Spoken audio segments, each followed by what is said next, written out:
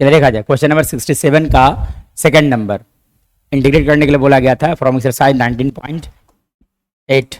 देखिए क्या बोला गया था, इंटीग्रेट करने के लिए दिया हुआ था dx अपॉन लिखा गया था 1 माइनस टेन एक्स। सो इसे कैसे इंटीग्रेट किया जाएगा सर? तो देखिए इसे कैसे इंटीग्रेट किया जा सकता है, तो इसे आप इंटीग्रेबल फॉर्म में कन्वर्ट करो। तो कैसे इंटीग्रल फॉर्म में कन्वर्ट किया जा सकता है? तब मैं क्या करता हूँ, dx अपॉन यहाँ से मैं लिख देता हूँ 1 माइनस लिखा जा सकता है sine x by cos x लिखा जा सकता है। चलिए इसके बाद क्या किया जाए, कॉस एक्स एलसीएम ले जाए। जब आप एलसीएम कॉस एक्स ले लोगे तो वो लिखाएगा dx अपॉन लिखा जा सकता है यहाँ से cos x minus sine x और डिवाइडेड बाय लिखा जाएगा आपका कॉस एक्स लिखा जा सकता है। चलिए अब आप क्या करोगे, यहाँ रेसिप्रोकल कर करके मल्टीप्लाई कर लिया जाए।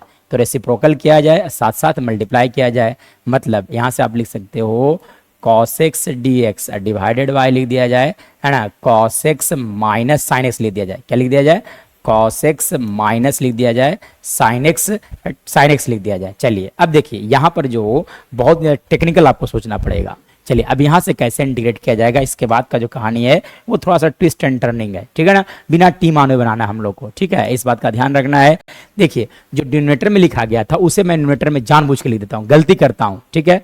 तो देखिए डिनोमिनेटर में क्या लिखा हुआ था, cos x minus sine x. अब आप क्या करो, न्यूमरेटर में भी सेम चीज लिख दो, cos x minus sine x लिख दिया जाए। चलिए अब इससे गलत हो गया, cos x minus sine x लिखा गया, ऑलरेडी यहाँ पे साइन एक्स टर्म नहीं है। तो जब साइन एक्स टर्म नहीं है तब आप क्या करोगे, यहाँ पर साइन एक्स ऐड किया जाए, साथ साथ मैं क्या कर देता हूँ, एक और cos x ऐड कर देता हूँ। तो जब ऐसा किया जाएगा तब आप यहाँ से देखा जाए तो साइन एक्स कैंसिल आउट हो जाएंगे, लेकिन cos x ऐड हो जाएंगे तो लिखा जाएगा 2 cos x। मतलब आप क्या करो, बाहर से 2 से डिवाइड कर दो, और यहाँ से अगर अब मैं बात करूँ तो यहाँ जो लिखा गया था cos x minus sine x, cos x minus sine x as it is रहने दिया जाए। चलिए फर्दर मैं क्या करता हूं, इसे 2 पार्ट में स्प्लिट कर दिया जाए। क्या किया जाए, 2 पार्ट में स्प्लिट कर दिया जाएगा।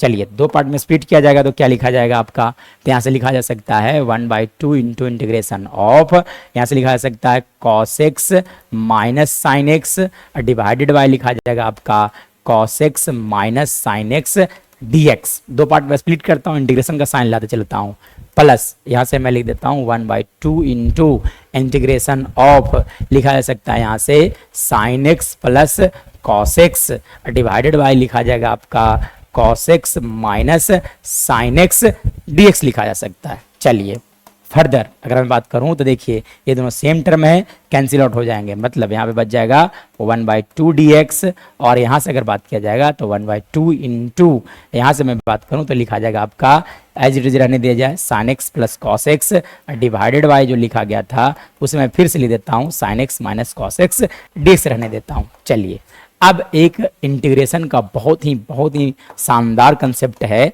कि अगर इस तरह से अगर होता है, अगर लिखा हुआ होगा f dash x upon F x अगर होगा का होल पावर 1, एफ एक्स का होल पावर 1, मतलब डिनोमिनेटर का जब होल पावर 1 दिख रहा है साथ साथ इस फंक्शन का डिफरेंशिएशन मल्टीप्लाई ऊपर में होगा तो लिखा जाता है log mod f x plus c होता है। चलिए इस बात का ध्यान रखना है, मतलब अगर मैं बात करूं तो क्या कहना चाहते हैं, देखिए dx के लिए x हो गया तो यहाँ पे लिखा जाएगा आपका x/2 प्लस 1/2 इंटू, अब देखिए यहाँ पे डिनोमिनेटर में क्या लिखा गया है, तो डिनोमिनेटर में लिखा गया था आपका cos x minus sine x लिखा गया था, ठीक है। तो इसे आप x के रिस्पेक्ट में डिफरेंशिएट कर लो, तो cos x का dc हो गया आपका माइनस साइन एक्स, और साइन एक्स के लिए लिखा जाएगा माइनस cos x, मतलब यहाँ से -1 कॉमन लिया जाएगा तो वो आ जाएगा sine x plus cos x। मतलब मैं बात करूं तो cos x minus sine x का डिफरेंशिएशन होगा minus sine x plus cos x होगा, मतलब मैं अगर बात करूं तो इस फंक्शन का डिफरेंशिएशन जो होगा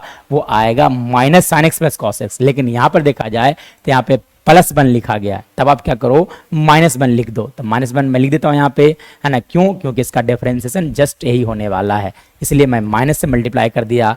तो जब माइनस से मल्टीप्लाई कर दिया तब आपको क्या करना पड़ेगा, माइनस से डिवाइड भी तो करना पड़ेगा, है ना, या ताकि सेम रह जाए टर्म, यानी कि sign x cos x dx हो गया।